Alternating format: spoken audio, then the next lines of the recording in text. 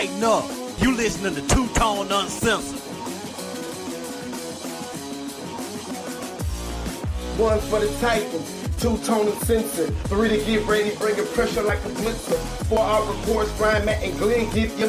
Thought stay tuned, ain't gonna be no doubt with it. This for all the fans sitting up in the bleachers. If we ain't fair, then we coming through your speakers. Two-tone uncensored, aka the teachers. Sit back, relaxing, you'll come up believer. Marcus throwing bombs, touchdown to receivers. He can chuck it down the field, talk and run, double future. TTU #1. Get it done on the weekly. Better tighten up, cause we got work to do this season. This is Jim Wyatt from Titans Online, and you're listening to Two Tone Uncensored. You're listening to Two Tone Uncensored, the best damn Titans podcast out there. I'm your host, Ryan Moreland. With me, as always, my co-hosts, Matt Necrone and Glenn Lotzenheiser. So, Matt and Glenn, this week, when you saw Taylor Lewan get in Sherman's face, how bad did you think it was going to be when you first saw him run up?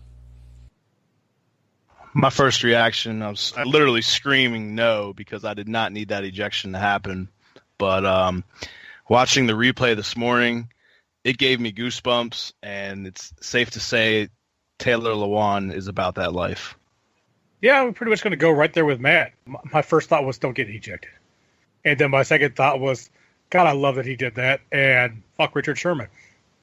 And also, let me just say, Taylor Lewan is my favorite Titan.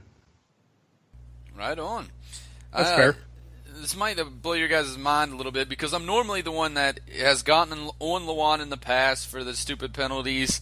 And I don't know exactly. Maybe it was just the veracity of it, hitting the quarterback at that kind of speed. But my first thought was, fuck him up. Like, I didn't even care about the penalty. I was just like, fuck him up. And I'm normally, exactly the opposite of that. I'm glad he did keep his head, which, it's shown maturity because I don't think last year Lewan keeps his cool as much as he did. I think that he would have caused more problems than he did this week. So Richard Sherman's lucky, that's for sure. But let's jump right into it, guys. We have a big show this week, have a great game that we played this week to cover. Looking forward to a divisional matchup. So let's go with the mailbag here. William Rush with the first question. He asks, Justin Fowler's been playing pretty good. Is it time for him to start seeing more carries? Has he earned them yet? He's a fullback. No. Yeah, move on. There's nothing to add. He's not getting more touches. I mean, you're going to take touches away from Marcus, from DeMarco, and from Henry to give them to Fowler? Give him the Fluellen. Bucket. Yeah, might as well. Give him to me. I mean, give him to Taywan Taylor, too. They keep running him on that end around. That would make more sense to me. Right, exactly. No, I don't hope he gets more touches, but I am glad that he's seeing the field more this year. In blocking circumstances, getting in there, getting a little more action than he did last year. So far, we'll see if that holds. But I do like seeing him on the field. He is a good blocker. He does open up a lot of holes. He opened up a huge block on that long run by DeMarco Murray this week. So I like seeing him out there. I just don't know if he should get more touches. This year he's already matched his production from last year. So not many more touches, but I like seeing him on the field. He is a good blocker. He sets a lot of things up for our backs. So, that part's nice. But, yeah, we don't need to get him carries over Henry and Murray. Yeah, had the question been, should he see more snaps? That's one thing. Yeah, he definitely needs to be on the field making blocks. He doesn't need more touches. Touching the ball is a completely different question than, snaps on the field. You're absolutely right. Let's move on to the next one here. Dylan Ray asks, do you think Jayon Brown will start this season? Yeah, I do. Actually, I'm not sure where he might plug in at, but I think by midseason there will probably be an injury, and he'll be that go-to guy. Maybe before the season, I would have said, put him in for Woodyard or I actually like him on the outside, but Woodyard would probably be the weak link. But Woodyard played his ass off this past week, so I'm definitely not suggesting we do anything with him. He's definitely stepped up. Yeah, Woodyard's feeling the pressure, and he's playing really well. I'm the same spot Matt is on that. Is the only way I see him getting a chance to start the game is if somebody gets hurt. Otherwise, he's starting in his sub package. He's out there on passing downs. First down is not a passing down unless someone comes out in a widespread offense or something like that. That's the only way you're going to see him start, is in be on the field on the first defensive snap. It doesn't matter. He's going to be on the field on the third snap on third down whenever we hold somebody there. People worry way too much about being a starter whenever the NFL is almost entirely about sub packages. Yeah, that's a great point, Glenn. It doesn't really matter if he starts or not. He's playing very well. In his package, he's playing very well. He did have one bad play this week, but for the most part, very, very well. But for the most part, he's been playing excellent. I don't want to see him start if you have, like Glenn just said, on first downs when you want to stop the run and you want guys in there that are going to be better at that, like Woodyard and Williamson. So, right where he's at's perfect. I like that what we're doing. You're definitely seeing a lot better play so far this season out of our linebackers, especially against the pass, and that has everything to do with Jayon Brown, than we did last year. So right where he's at right now is perfect. Down the road, if he gets better against the run, or if we have to move on from one of those guys, and like this is barring injury. If an injury happens, you think he moves up. He's the first guy up, but without an injury, why move him? Everything's working perfect. If it ain't broke, don't fix it. Yeah, in his defense, I don't think many linebackers are making that play with CJ Precise. I mean, it was just a great play by Seattle, and I don't know many linebackers that are going to be able to cover that. No, you're 100% right there. Let's move on to the next one here. We got this one in from a lot of different people asking us about our thoughts on this hit that Richard Sherman had against Marcus Mariota. We talked about it a little bit at the beginning, but is there anything that you guys want to add to this? No, his my opinion of him has not changed at all. I mean, he is who we thought he was. So, I mean, I don't know. I mean, I expected more. Why he was still in the game, I'm not quite sure. The first penalty he had after jawing for 3 minutes after the fact, that to me was enough to get him ejected. I mean, Lawan's done less and was booted quicker than he was. So, he's the guy that will run his mouth continuously, and he plays that line pretty well. So didn't really change in my opinion of him, just kind of proved where I was with him. Like Mike Med just said, our players have gotten ejected for less, throughout the game than what he did in just the first half. So, yeah, he should have been booted at some point, but it's all right. He played the way we expect him to play. He's always been that guy. That's nothing new. No, yeah, I mean, he definitely, it was a cheap shot. He should have, like you guys said, should have been out of the game, should have been ejected. I 100% agree with that. The one thing I did like out of all of this, besides, Marcus hopping right back up and being healthy, of course, is that right after that, it became up on 3rd and short, and Marcus went right after him, and it was on a short slant. I can't remember I can't remember exactly who he threw it to. I think it was Matthews. And Richard Sherman ended up making a play on it and stopping. But I like that Marcus went right after him. You could tell that Marcus, wanted to after that hit. And I like to see him go right after him, not afraid of it, and playing into the playing with aggression, but playing smartly with aggression. I like to see that out of Marcus. The best part about after the fact was how Marcus shot right back up after taking that hit. He hit his head off the ground and shot right back up, but everybody reacted to it. Jarrell Casey got in his face. Everybody reacted to it. I mean, it was great. I thought it was going to go down right then and there. But on a side note, and this is just something that reminded me, what kind of shoulder pads does Michael Bennett wear? It looked like he was not wearing anything. I was wondering the same thing at one point in the game. It does look like it just looks like he's wearing a jersey like a fan does, like nothing's under there. Yeah. He's wearing those ultra low pads that you can't grab him as easy. Cheater. Yep, pretty much. Yeah, but like Matt, like you were saying, it was neat to see everybody jump immediately to Marcus's defense. It was awesome to see Lawan give him his 2 cents, but not go overboard. I liked seeing that at a Lawan. It shows a little bit of maturity. Definitely should have ended in an ejection for Richard Sherman, but I would definitely pay for that audio. I don't know if it's available or not, but I would pay money to hear it. Yeah, people were asking about it on the mailbag post, and I was like, please, someone have it, like what he said. I'd really, really be interested to see what he was screaming into Richard Sherman's face right after that hit. All right, guys, that's all we have for the mailbag. Each and every week, we put the mailbag post out on our Facebook at TTU Podcast, or just search for Two Tone Uncensored. On Facebook, we also share it in the Tennessee Titans Uncensored Facebook fan page. So if you're a member there, you can also comment on there to get your questions read on air. Let's move right into the next thing here and talk about what happened around the AFC South outside of the Tennessee Titans. Let's start first with the Jacksonville Jaguars taking on Baltimore in London. Jaguars blow them out, 44-7 win. It was really bad. Flacco didn't even play the fourth quarter. It was a terrible game for the Ravens, and Jacksonville cruises to an easy win. So here's my question, guys. We blew them out last week. They come back and blow out the Ravens. So now with what we've seen with them so far, how worried are you for this second matchup we have with the Jacksonville Jaguars coming up in Week 17? Not at all. The Ravens were paid to take a loss. They're just setting up Jacksonville to do a better job, to have a better fan base and a better rapport with the London fans, because they're going to move them there in 3 or 4 years. They should, man. They play a lot better there than they do in Florida. Absolutely, they do. That's their house, man. They're going to be moving over there. Tottenham Hotspur and the Jacksonville Jaguars. They're going to team them up.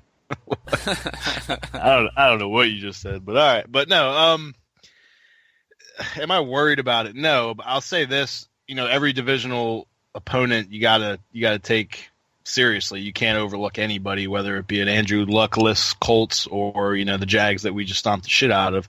They're going to play hard. Nobody wants to be handled the way Jacksonville was by us last week. But Baltimore, man, they're not exactly proven yet. I mean, you look at who they were. They were 2-0 against Cincinnati and Cleveland. So I don't know, man. I'm not sold on Baltimore. Looking at their team, they don't impress me at all. Up and down the roster, there's not one guy that I'm like, wow. Macklin's trash. Who's the other dude? Mike Wallace, he's trash. Terrence West is their running back. I mean, there's really not a lot there.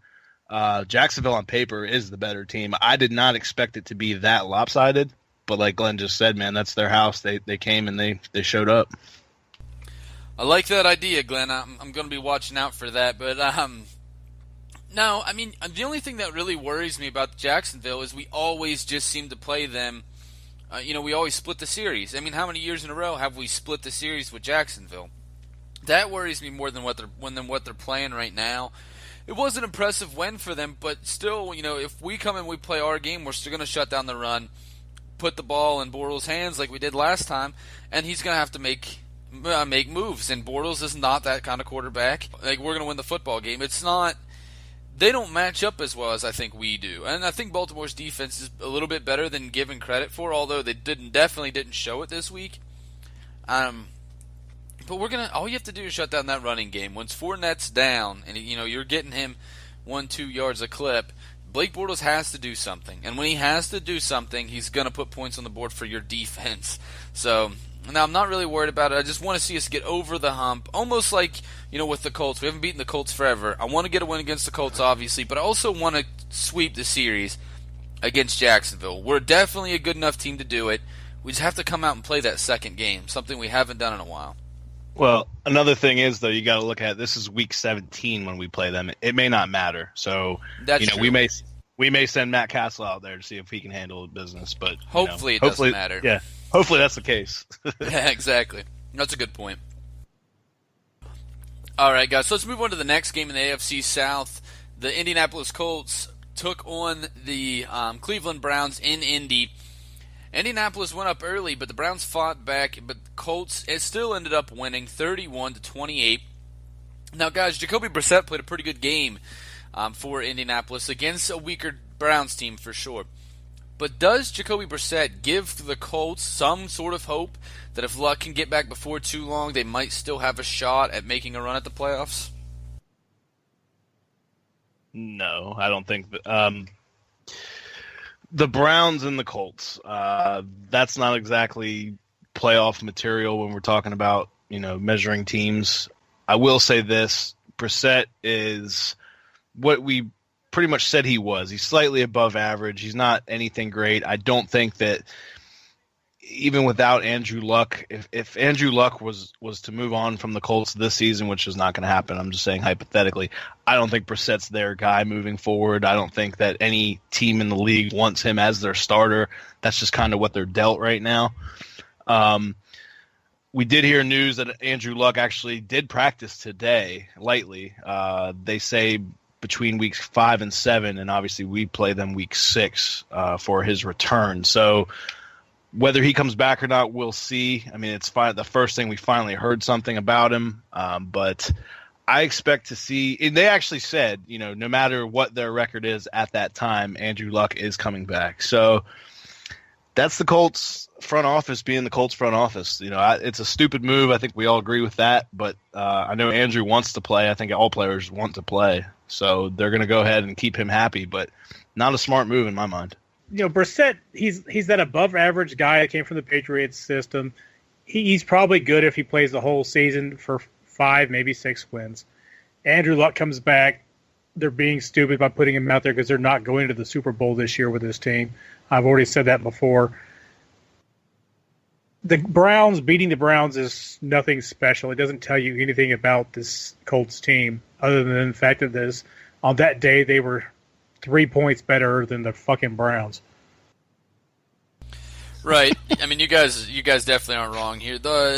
Looking up their upcoming schedule, they have the they have the Seahawks in Seattle next week. That's a loss. With Jacoby Brissett, I think even with Andrew Luck, that's probably a loss.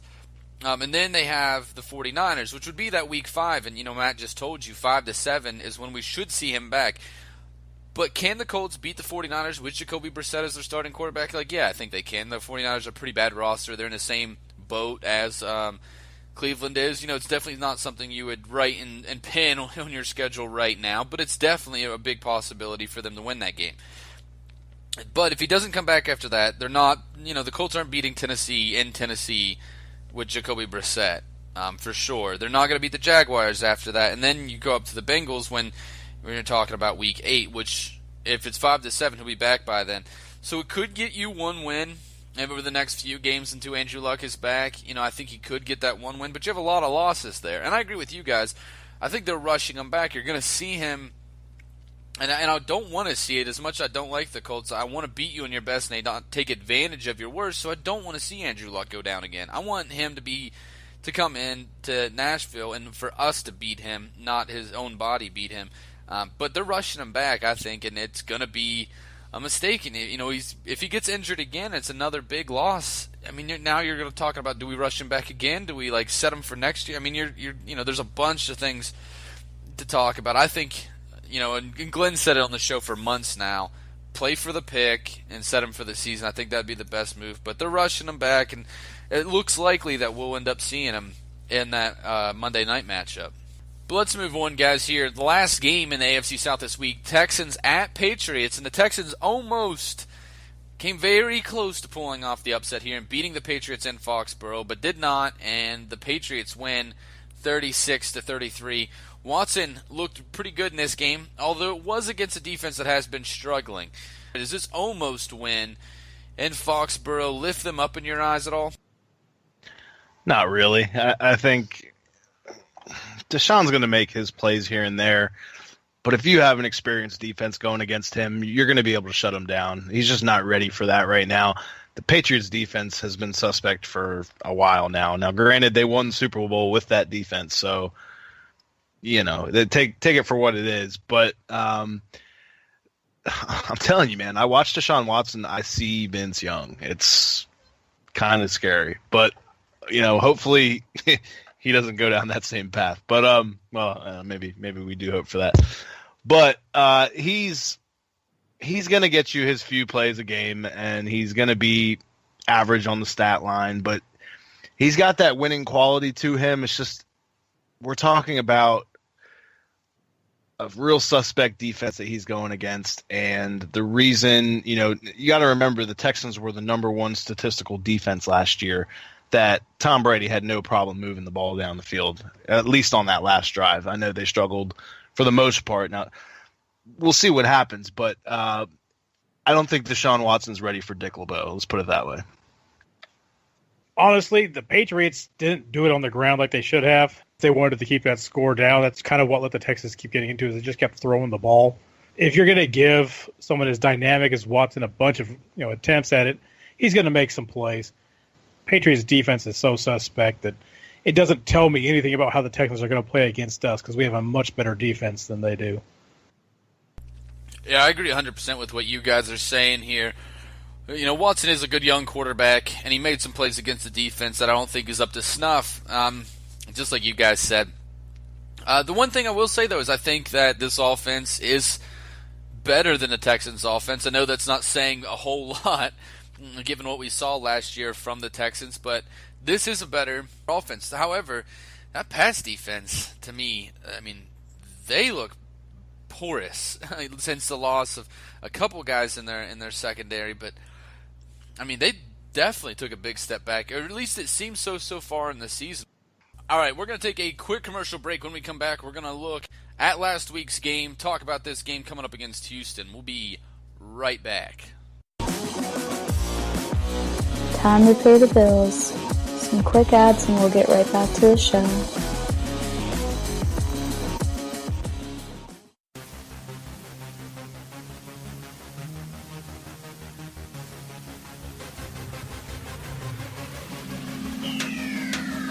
Hey Titans fans, you've probably heard us talk about the group page several times on this show, and I'm sure you're wondering what we're talking about. Tennessee Titans Uncensored is a Facebook group page that was built by Titans fans for Titans fans and was founded by our very own Matt Necrone. If you're a Titans fan that's looking to talk about the latest Titan news, this is where you need to be. And you can help me shit talk the crackheads. Because nobody likes crackheads. That is Tennessee Titans Uncensored on Facebook. Tighten up.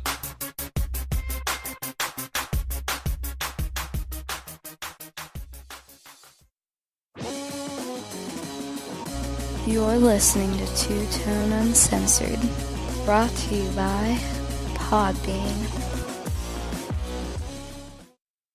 What up, Two-Tone Nation? It's your boy Morocco, a.k.a. Morakpo, and you listening to Two-Tone Uncensored. Tighten up.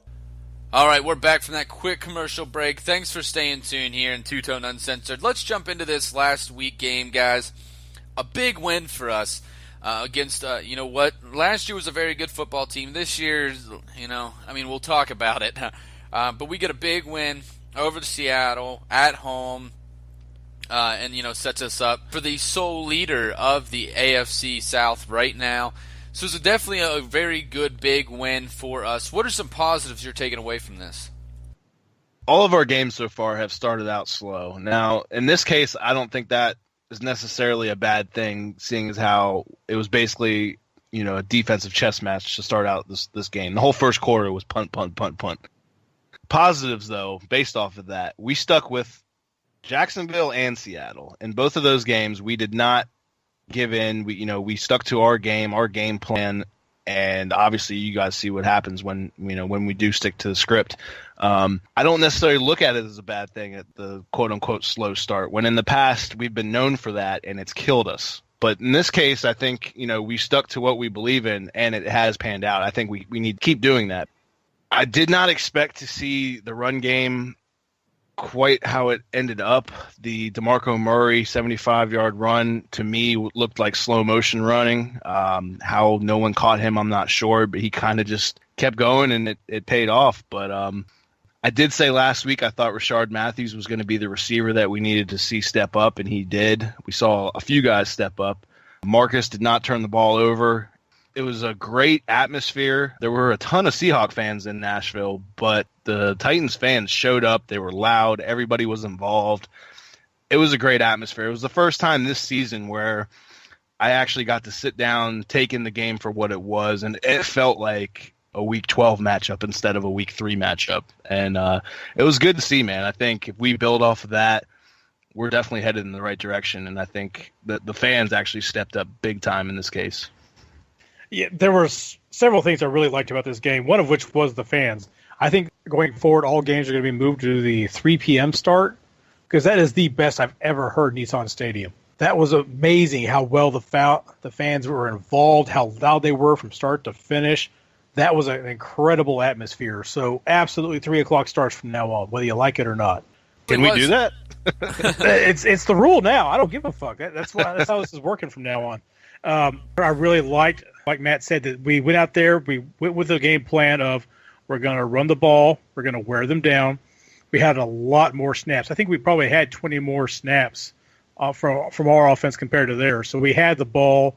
We wore out their defense. We stuck with our identity, and we went out there and we smashed the Seahawks the way Titans football is supposed to be. And then the rest of it just kind of came to you. You got your pass plays out of that. You snuck Smith out the backside for a touchdown.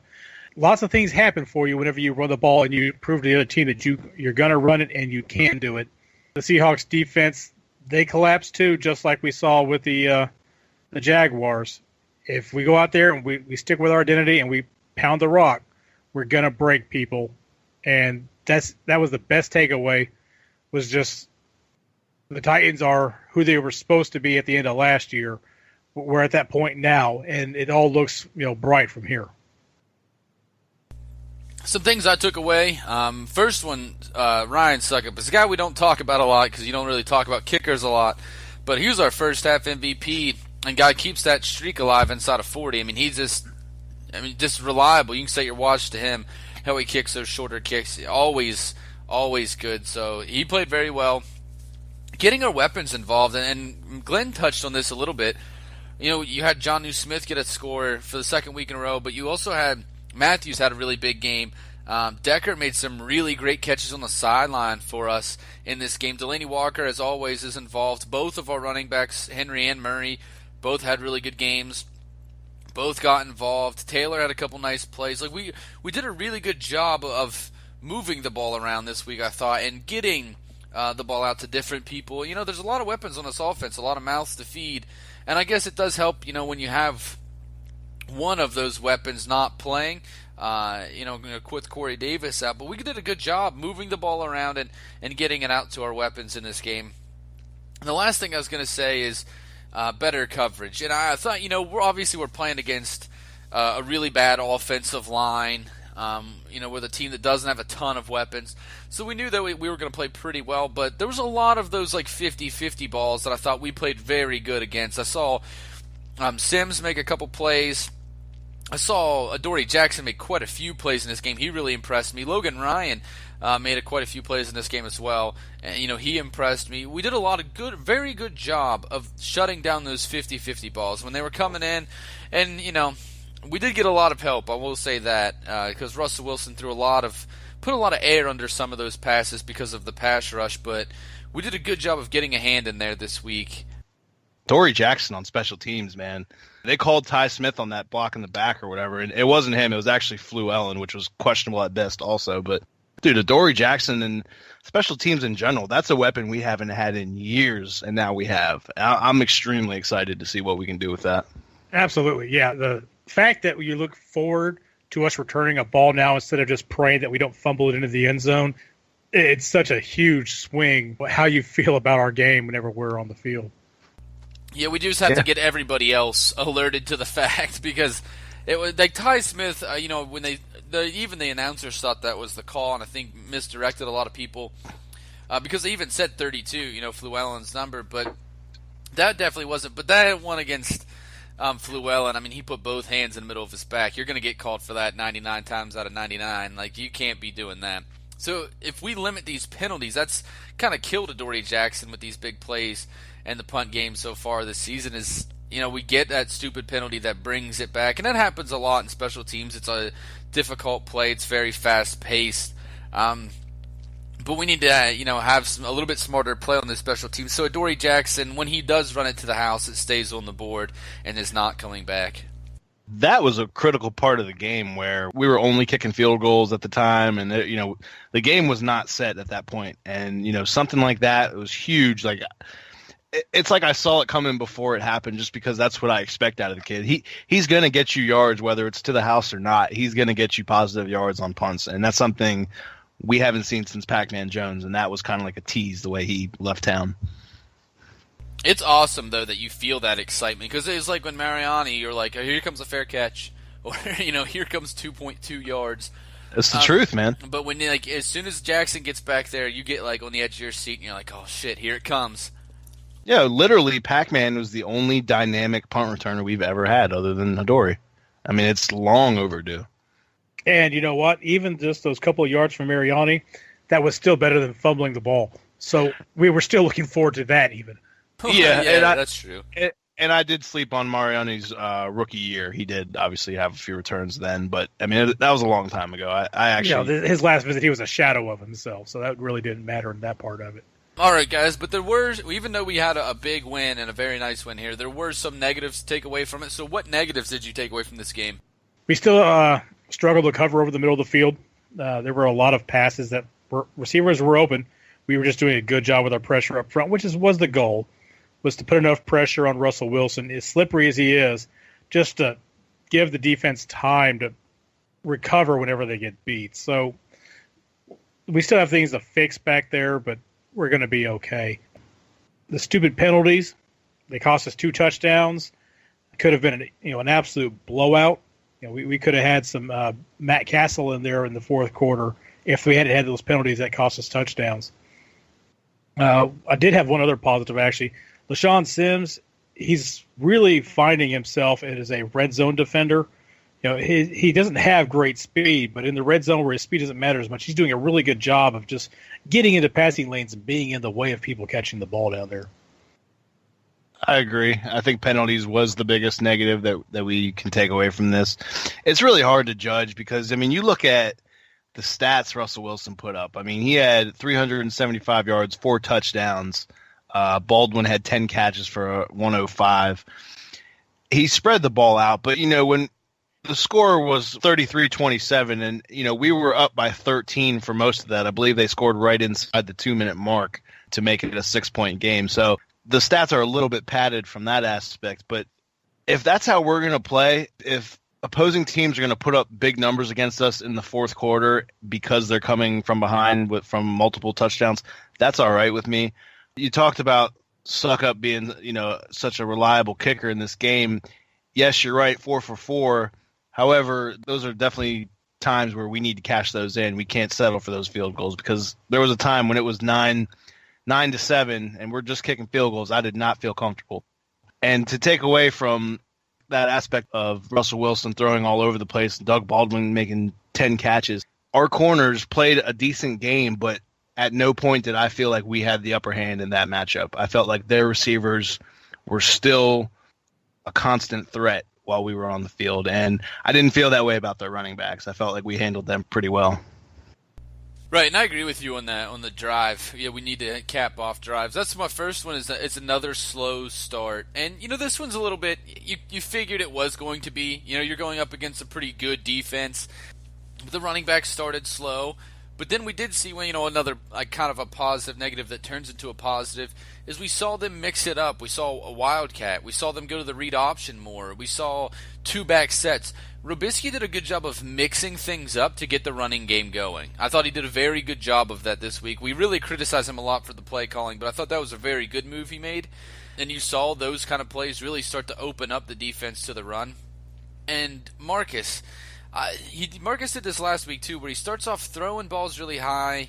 You can tell he's just not in his rhythm, and then something clicks, and then Marcus is just, Marcus. We know what we know and love, that he just gets on. I wish he would just start getting in rhythm a little earlier in the game. He struggled throwing a lot of high balls in this one at first, and then, like I said, got in his rhythm and went off with it. In tight games, that might be a difference maker, so we need to be able to start a little bit faster. I'd like to see us, put up more points in the first and second and not just dominate the third quarter, which is what we've done the last 2 weeks. But, score in the first half, put up points, and take advantage of a great running game and let us run away. The other thing, too, is once we did get up, we went to the prevent defense very early. And the first drive that they had against us, about the 5-minute mark, we started playing prevent defense. The first drive we had against them I thought was pretty good because we're letting them get checkdowns, but we were tackling very well. They took a lot of time off the clock. I thought we did a good job of that. But then they get the ball back, and they start going again, and we're giving up big plays. They move down the field very quickly. I understand the idea. We don't need to play physical defense an entire game when you're leading big. Obviously, you don't want to get guys injured, take a little bit off their plate, but you need to come up and make the play. If they get that onside kick, and I know the odds are, drastically in our favor when they are kicking the onside kick, but if they got that, they had enough time to work with a little bit where it could be nail biter at the end, and that's not what you want. I would like to see us. We did it a little early too in the Jags game, but we had a huge lead in that game. I'd like to see us play that, stay with our style of defense a little bit longer before we go to, a full prevent. I hate the prevent defense. The only thing it does is prevent you from winning. I agree. That's always been the saying.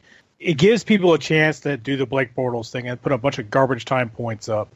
I get why you go into more of a prevent, but if the other team isn't spreading it out and going, guns blazing with like a run and shoot approach, going to a full dime quarters prevent defense doesn't make any sense to me. I would keep the pressure on the quarterback. He's going to be pressing more. He's going to be more likely to make mistakes, not less likely. Keep coming after the quarterback. Keep pressure on him. See if maybe you can get a fumble or something else and make it that much worse for them. Right, I agree. Keep the pressure up. Keep playing your style of defense. You're winning this football game for a reason. Keep doing what you're doing.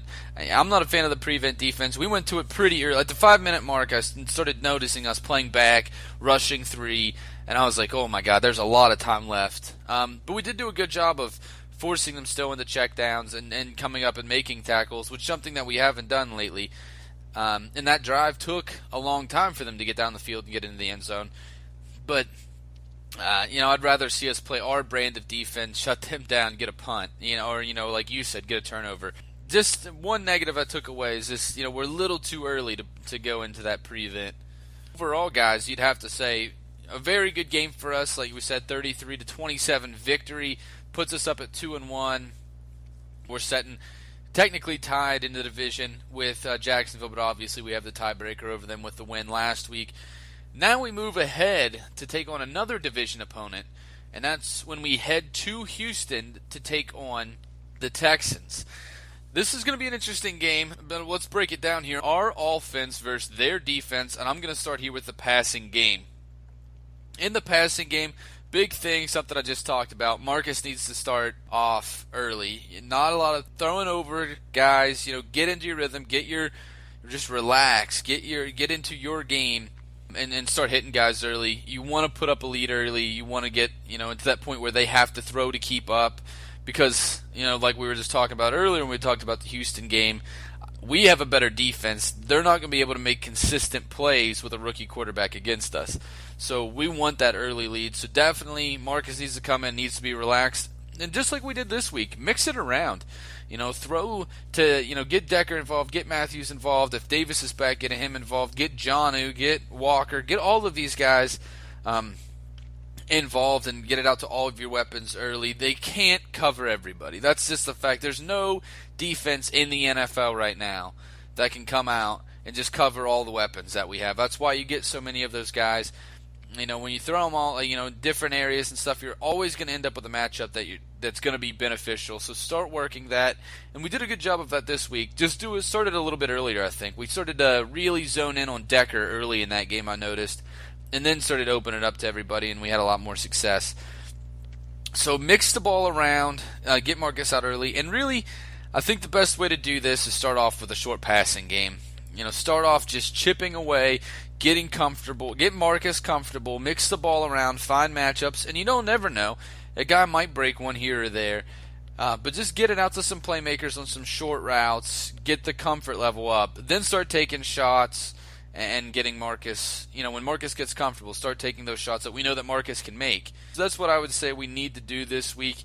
Looking at their defense, they're not as good in the secondary as they were last year. The pass rush is obviously still going to be a problem, so our offensive line needs to pick those guys up, do a good job against that. But there are holes to find in this Houston defense. We've seen it so far this year. They have allowed a lot of points on defense and a lot of yards through the air and passing touchdowns.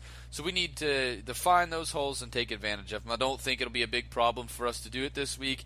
Their secondary, as I said, not nearly as good as it was last year. Marcus is going to be able to make plays. But Matt, what do we have to look for in the running game? Biggest thing is definitely, we ask for this, I think, every week, and I don't think we're ever really going to get it, and I'm not quite sure why. Why not start Derrick Henry out, get him in the game? If you're worried about ego or whatever the case may be, and I don't think DeMarco Murray is that kind of player, but let him start the game, give him the first series, but get Derrick Henry in there early and bruise these guys up.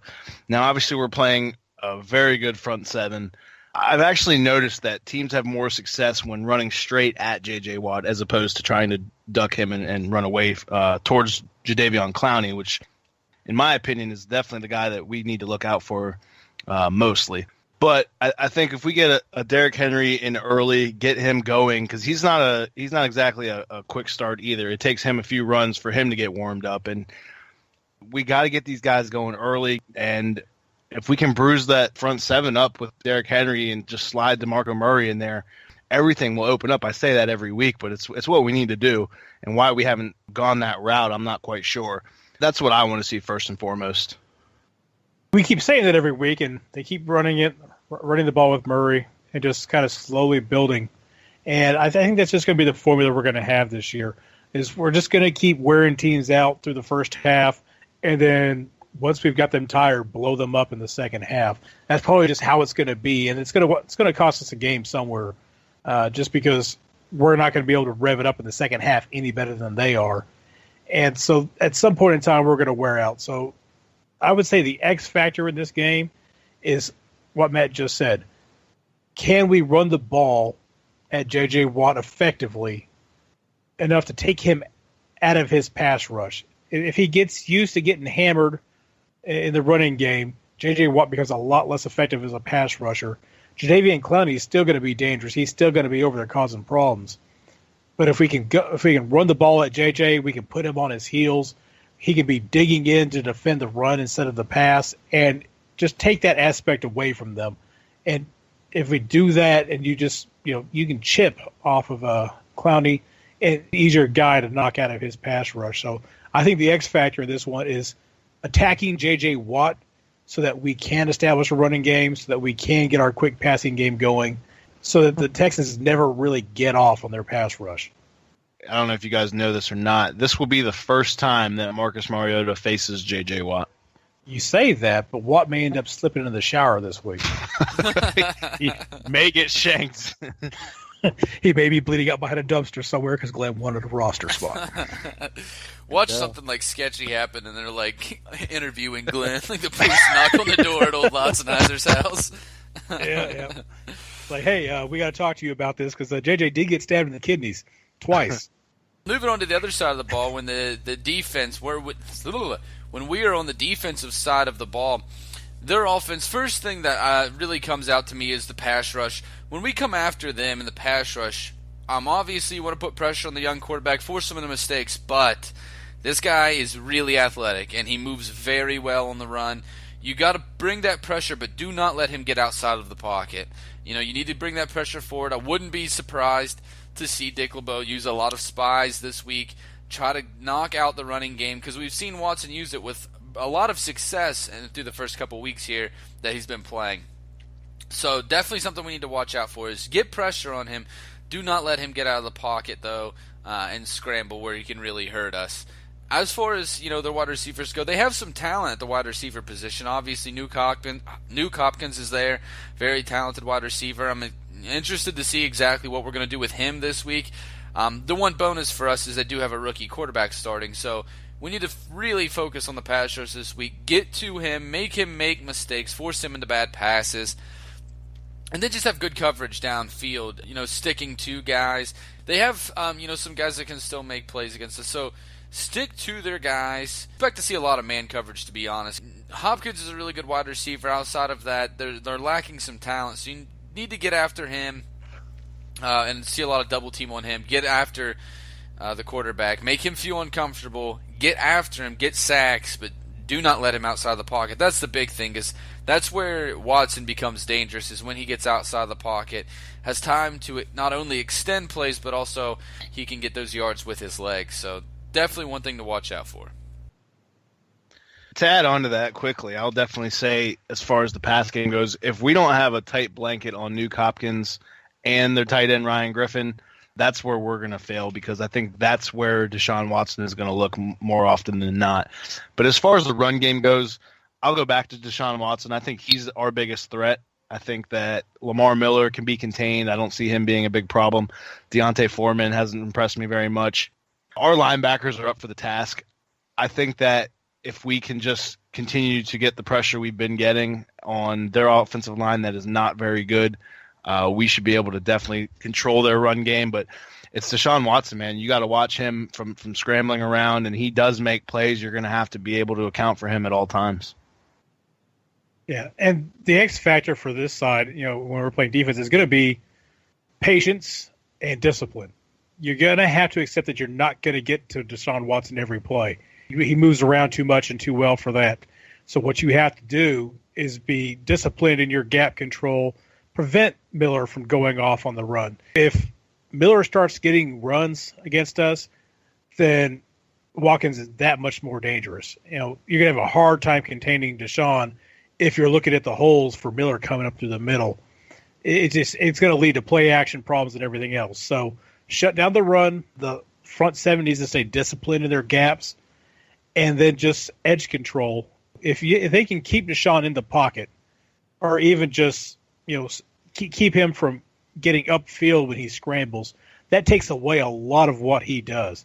So without having to sack him, you can try to force him to make mistakes throwing the ball. You can definitely keep him from coming up through the middle of the offensive line and just ripping off first downs on you. So discipline and patience from the front seven, force Watkins to win the game. But also, this might be the best matchup Logan Ryan's going to see, is because Hopkins isn't all that fast. So this is finally a guy that he can run with. You could always end up putting Jackson on him, and there's no way Hopkins can run away from him. But Hopkins is a great guy at going up and getting the ball. And Logan Ryan has struggled with speed guys, even moderately fast guys running past him and getting him into trouble. So this might be his best chance as a one-on-one defender. All right, gentlemen, last week we were all very low on our score predictions for a pretty high-scoring football game. So what is your predictions for this week against this Texans team? For me, I think it's going to be probably a decently high-scoring game. I think that they are going to be able to put up maybe in the teens somewhere. But for a final prediction, I'm going to say 34-13. I'm saying 27-17. I'm going to say 30-13. Hopefully our Titans go out and get it done. Before we get out of here this week, Glenn is going to bring us our crackhead of the week. All right. You've asked for it. We're doing it. Crackhead of the week. I'm not going to name a specific person because I'm not giving fame to idiots.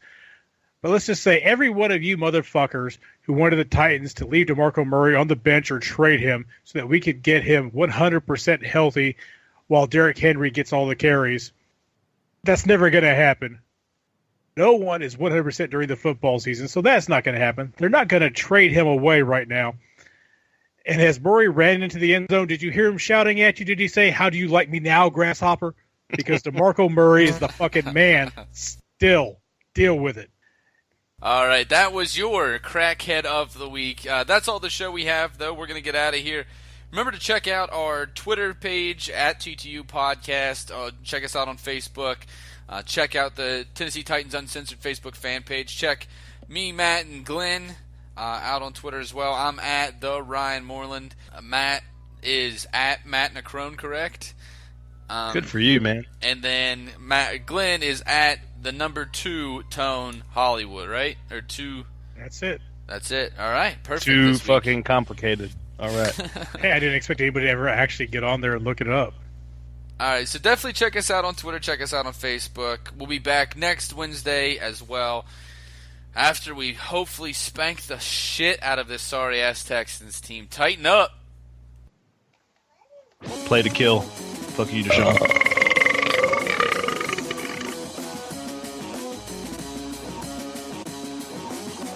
Thanks for listening to the Two Tone Uncensored podcast. You can listen to the show at twotoneuncensored.podbean.com or by downloading the Podbean app on your mobile device. Be sure to follow the show on Twitter at Two Tone Uncensored and like us on Facebook.